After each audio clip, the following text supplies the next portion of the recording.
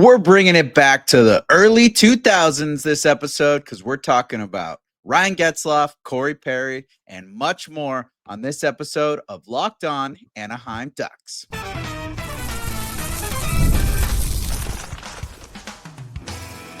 You're Locked On Ducks, your daily podcast on the Anaheim Ducks, part of the Locked On Podcast Network, your team every day.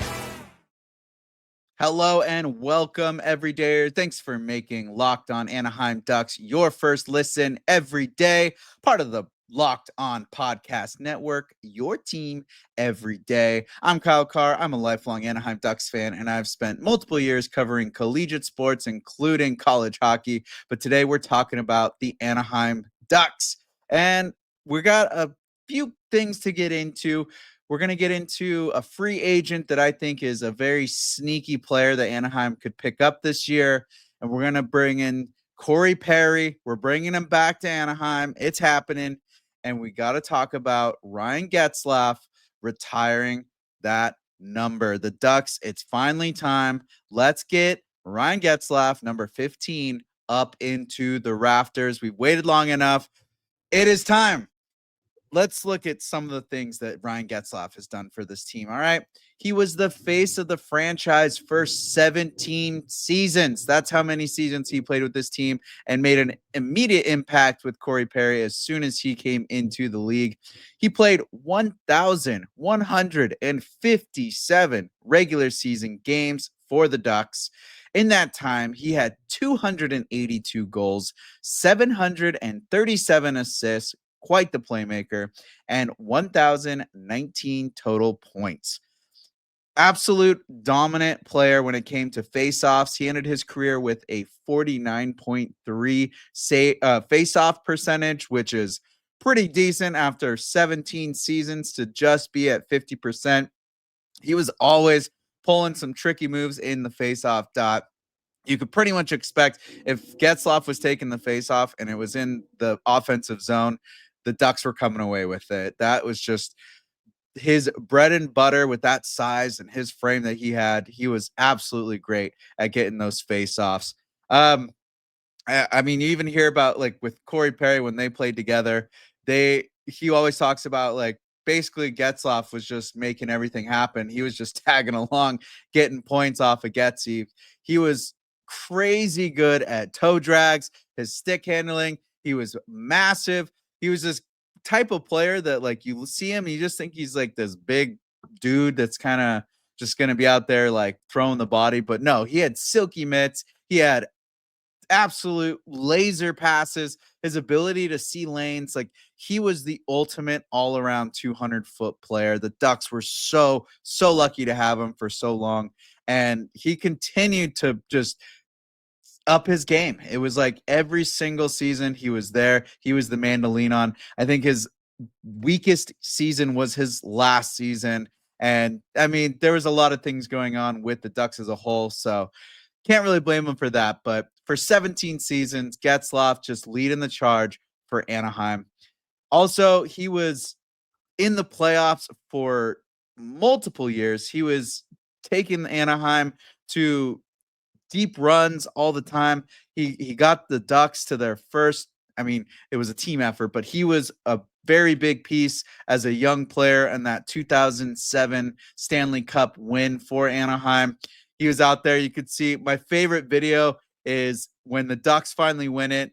You see Getzlaf and Perry go straight to J.S. Jaguar, give him the biggest hug, just absolute celebration. That will always live in my head for rent free. Or the comeback on Catella with Raquel, Perry, just Getzlaf in there, causing mayhem. Absolute craziness. There's so many moments that you can look at and remember with Ryan Getzlaf on the team. In the playoffs, he took the team, like I said, multiple years on deep runs. He was very vital to those runs. He played in 125 playoff games. He had 37 goals, 83 assists, and a total of 120 points in the playoffs. Look at that, 83 assists, just completely dishing the puck out there when it comes to the playoffs. And he would just throw the body. Such a physical player. He kind of came up with that old breed of where it really took just straight physicality, running each other through the boards to get into the playoffs, get deep in the playoffs, and get to that cup.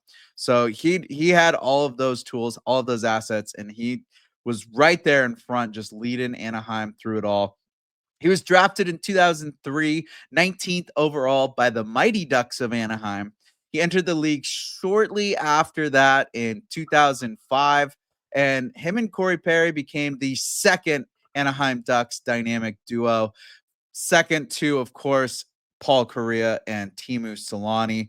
They had the first charge. Then we had Ryan Getzlaf, Corey Perry coming together, and now it's looking like Cutter Gauthier and Leo Carlsson. That seems to be the new third round dynamic duo. So really looking forward to that in the future. But while these players are coming up and these new guys are starting to mesh together, what a great time to recognize a player who put in so much time and effort for the team, for the Ducks, just getting them on multiple runs, multiple years in a row, leading the charge. He was the captain, and he got put as the captain in 2010, 2011 season, and he was the captain of the franchise until he retired after the 21-22 season. So just over 11 seasons of being the captain for the Ducks. Complete icon. Like, he was Catella. He was all the banners out in Anaheim. He had crazy, like, just a staple of the community, always doing stuff. Him and his wife, and he's got his little blind shift of kids now out there. Just a great guy, great family guy, great community guy. What I remember when he had some pretty awesome commercials, rocking a Navy like captain suit, cruising around in the Newport Bay, just not afraid to make fun of himself. Like, I remember when Zegras and McTavish, the young cats. Well, that was when we had oh my gosh, I'm drawing a massive blank right now. We traded him for Goche. My goodness, it'll come to me. But when those two were coming up and just Jamie Drysdale, I don't know why his name just completely left my brain into a different state. But Jamie Drysdale, Trevor Zegras, they were coming up together, being the young cats. They would always talk about how, like, Getzlaf would just give it to them, but was also like letting him give it back to him. They're talking about his hair and talking about his mitts, just a bunch of stuff. You could hear they're having a lot of fun. So he definitely set the tone, and he is the guy who made the example for these new young Ducks on what it meant to be an Anaheim Duck and exactly what that legacy means. And I felt like he did a great job passing off the torch to this new team. You can see it's kind of coming back together. The coaching changes kind of made some stuff here and there, but you could really see it in the end there. It seemed like the type of personality the Ducks used to have is starting to show up again. And I just think it'd be a great opportunity after the brand change, and now we've got this new arena upgrades coming. We've got all this stuff happening in Orange County. What a absolute perfect time to pay homage to a guy who was there for it and helped this team through so many years and just really set that bar. And I think it's absolutely time. It's been 3 years now since he retired. So 3 years, I feel like that's long enough to wait. Yeah, he's still working in the NHL, but do you see anyone else trying to come in and wear number 15 in Anaheim anyways? Like, just pay the man the respects that he deserves. This is a great time to bring in the community, bring in all these old alumni to support and help with this new reconstruction and the vibes and the rebuild, and just pay that forward to the new players. It's time. It's absolutely time. So I look forward to seeing a Getzlaf jersey retirement ceremony this next season. Hopefully they announce it soon. And if it's not this year, then it's got to be next year. It just doesn't make any sense to keep waiting. He deserves it. He's exactly what we need. And yeah, Ryan Getzlaf, number 15, into the rafters. And then someone who will eventually have their number up in the rafters, probably in a few years when this guy finally stops playing. Number 10, Corey Perry, and he will definitely have his number up in the rafters with how much he did for the team as well. But I think it's time for him to come home.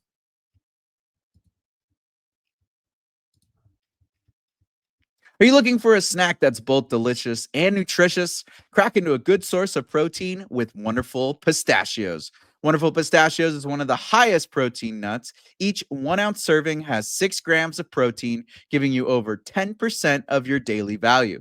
Plus, they're packed with fiber and better for you unsaturated fats to help keep you feeling fuller longer. I've talked about it every time when I talk about Wonderful Pistachios, the no shell variety. It's so easy to grab a handful, get some protein in you, some fiber, some better for you unsaturated fats, whether you're in between meetings, in between practices, in between a hockey game, or you got to run, get to the Honda Center next season when, you get off work and you didn't get time to go. Do it. Go get some Wonderful Pistachios. It's all you need. So get snacking and get cracking with the snack that packs a protein punch. Visit wonderfulpistachios.com to learn more.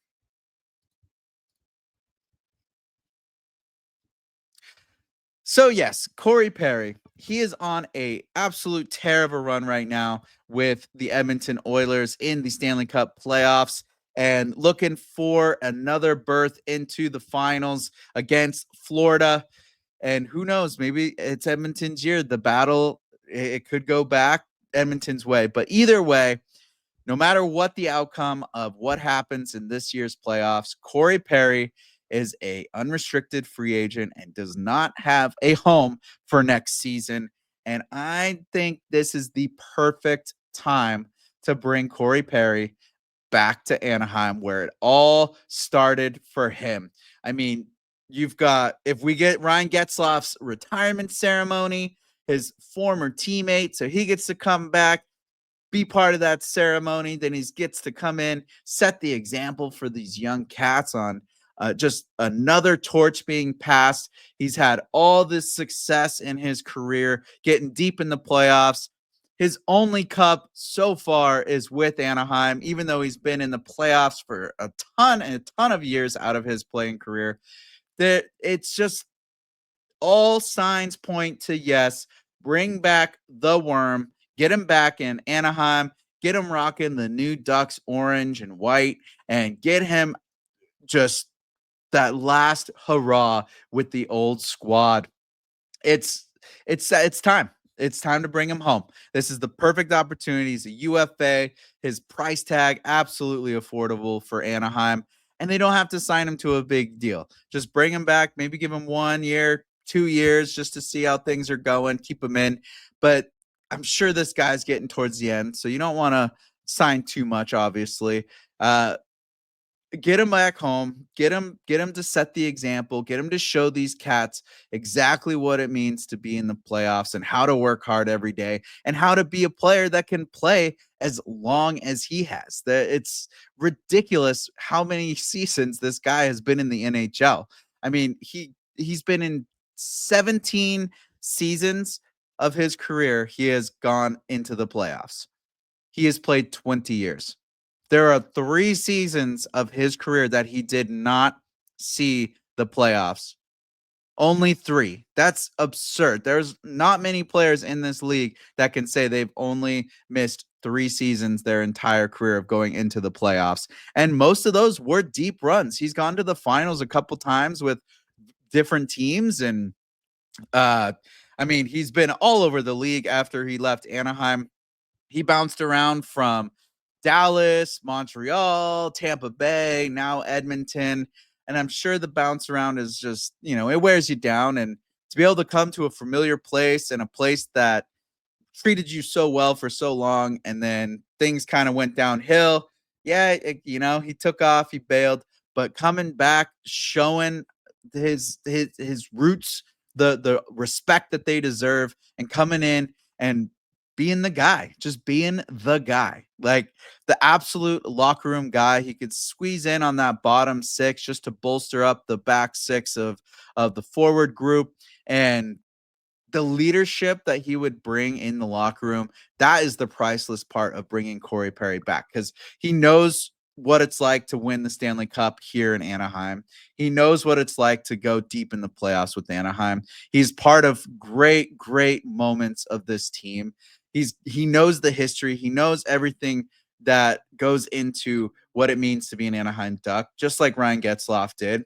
And he's like the ultimate, not, it's like almost being like a player's coach. Like he can kind of be a player that's also, assisting with the coaching staff, because he just has that resume of success in the playoffs and in the league. And the fact that he's playing 20 years deep with 17 playoff runs, that's so much hockey. And here he is, just still playing well. Right now, he didn't have the best regular season with Edmonton, but in the playoffs, he's showing up. He is completely lighting up the lamp, and everyone's talking about him, from national media to international media to even media outlets that aren't mainly hockey. They're talking about Corey Perry and the fact that he's doing what he's doing at his age in the playoffs right now, scoring big goals, getting in the way, being the worm, playing physical, doing all the little things that you need to have success and to win. And that's the guy that I would want if I was a player and I knew there was a vet from the same team that I was on coming back, helping to lead this group into the future.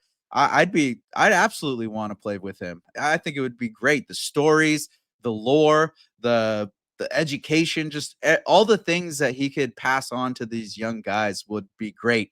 I saw Zach Kavanaugh from the Sporting Tribune talk about this earlier.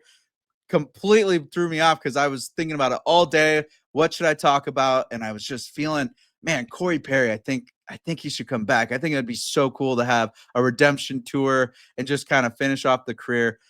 Come home from the gym. I look at Twitter. That's exactly what Zach said. So same wavelength, bro. It seems like there's a few outlets out there kind of thinking that same thing of, hey, let's bring back the worm.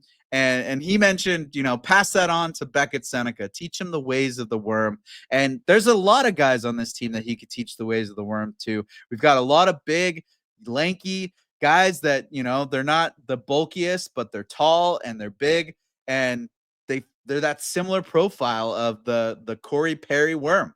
And bring it back, run it back, teach the kids, show them what's up. Hey, this is how you do it. This is how you get into the slot. This is how you get in front of the net and just start irritating the other teams. This is how you play physical. This is how you stay strong on your skates.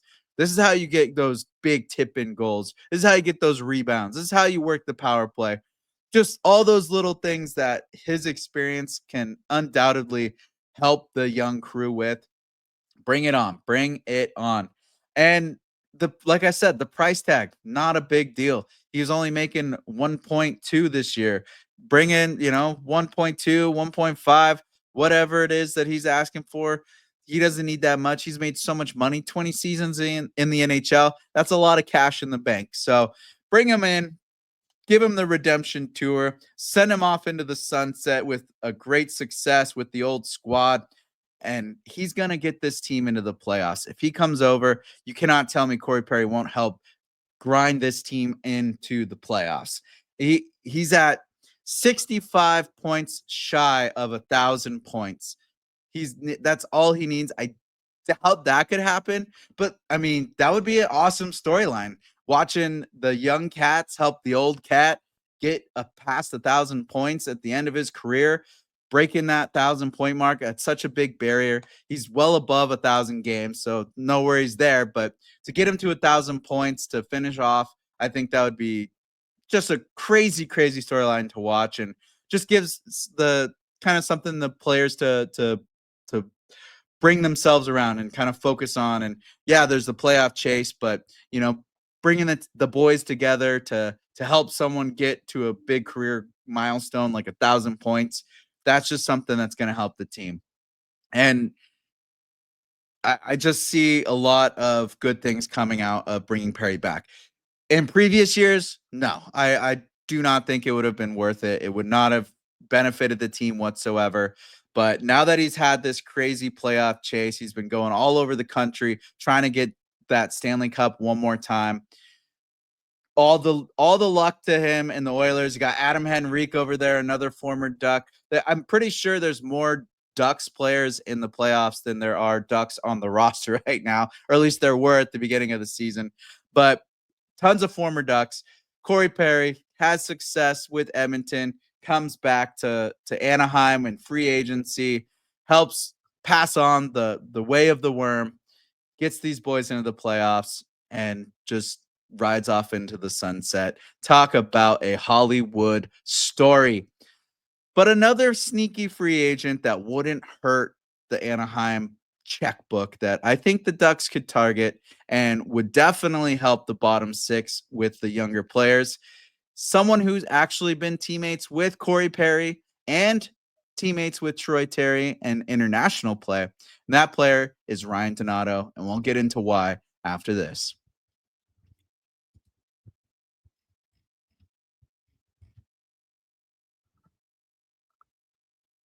So, Ryan Donato, a player that will not cost a lot of money, and he had a breakout season in a struggling Chicago Blackhawks team this year. I think Anaheim would be an absolute great place for him to come. He'd be a great player for Anaheim to target, and bringing him in, being a versatile center that he is, it helps Anaheim free up someone like Isaac Lundestrom for trade considerations for other players as well. And this is a type of player that he can not only help the bottom six, he can play up and down if needed. He adds a lot of depth to a team that he goes to. I mean, after having the season that he had with Chicago, Chicago's been having a lot of woes, a lot of struggles, but he had 31 goals, 31 assists, and was really one of the better power play point getters for Chicago this season. And we know where Anaheim is struggling. That is the power play. And bringing a player like Donato in can only help things get better. He's a 6-foot tall center. He weighs 190 points, and he plays a very skilled and physical game. I mean, you could go back all the way to when he was playing in the Olympics in 2018. That's when he was teammates with Troy Terry, so there's a connection there. And he played pretty decent. Like, he was one of the staple American players. America didn't do the best that year, but he was one of the guys leading the charge for the team, one of the better scorers out there in Korea. And then he comes back, starts his career in Boston, kind of was up and down with Boston, didn't have the best success. And then he got bounced around, went to the Wild. I'm pretty sure he was part of the trade that brought Charlie Coyle to Boston when they had their run in 2019. But he's bounced around. He went to Seattle in the expansion draft. He's with Chicago. Kind of he's one of those middle players that, like, he's been getting better every year. And he started off kind of a little rough, kind of need to find his spot, but he's finally really getting into his game, getting that NHL caliber. If you look at his points every year, they pretty much consistently go up, going from, 9 and only like 12 games to 20 to 30 to 35. And then this year, the big 62 points. And having a player that is feeling that confidence and kind of feeling the groove of things, really getting into it, bringing him into a team like Anaheim that's got this buzz around them, a bunch of hungry players, a bunch of guys who are also starting to break out in their careers, starting to feel their style. I mean, 61 points, that's more than pretty much any other Ducks player got this season. So for someone like that to come to the team, help bolster the bottom six, and bring a different style of depth than the Ducks have right now, I think is an absolute steal, especially with the type of price tag that you can get. He's barely going to be a 2 million AAV player. So being able to bring in someone like that $2 million was his cap hit last year with Chicago. After this season, it might go up. So $3 million, very manageable for the Ducks, with especially with the pocketbook being open for Pat Verbeek, a solid point getter. And the thing that really sticks out for me, though, he's known for his speed. He's known for his skill, his ability to put in the puck. But the type of work ethic that Ryan Donato has, that is the selling point for me. He is an absolute workhorse out there. He continues to battle. He fights in the corners really well. He's a good face-off guy. He's strong. He's not afraid to go in front of the net. But he's one of those players that constantly, like, if the puck gets taken away, he's coming back 2 times as hard to come get it back. He's working every single shift. He really reminds me of another Troy Terry. They are very similar in their work ethic and their style, and just the way that their body language is on the ice and the way they go about their business every single day.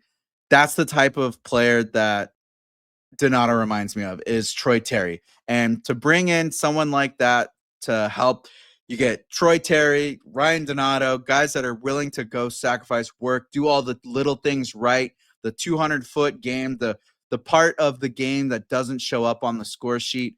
To have someone down in that bottom 6 like that, who's big, physical, ain't afraid to throw the body around, I think that would be just completely ridiculous for Anaheim not to even try to get him, especially at that price tag. I think it's just a easy target, and it's someone that will mesh well with this team. He's kind of in that mid, not really old, not really young. He's about to be 30 years old.